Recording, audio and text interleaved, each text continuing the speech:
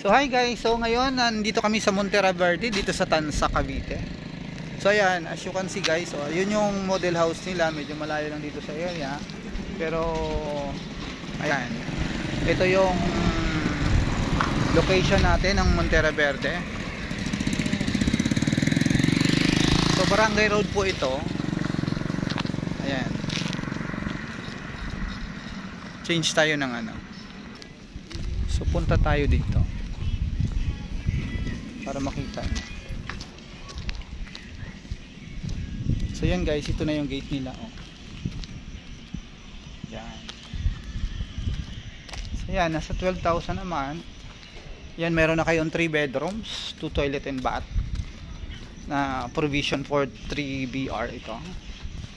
So sa ngayon hindi pa natin mapapasok yung model house kasi restricted pa siya. Hindi pa kasi ito tapos. Ayan. Ayan, tapos nandito na rin na meron silang satellite office dito. Ayan.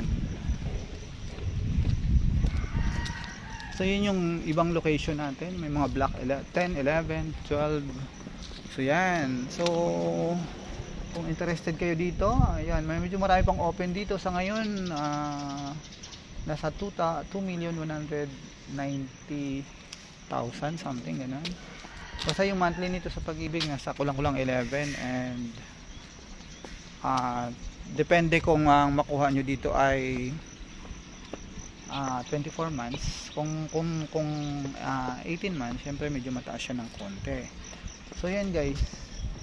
So dito maganda ito kasi may parking na rin siya.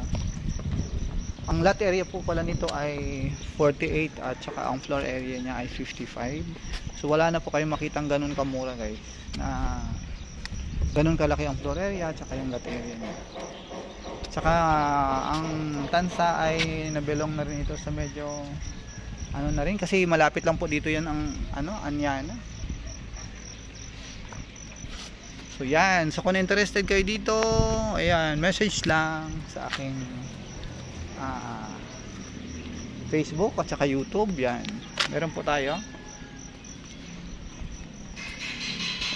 So yun guys, yan, Montera Verde to. Yan, ito po muli si Bro Carnalin. Bye.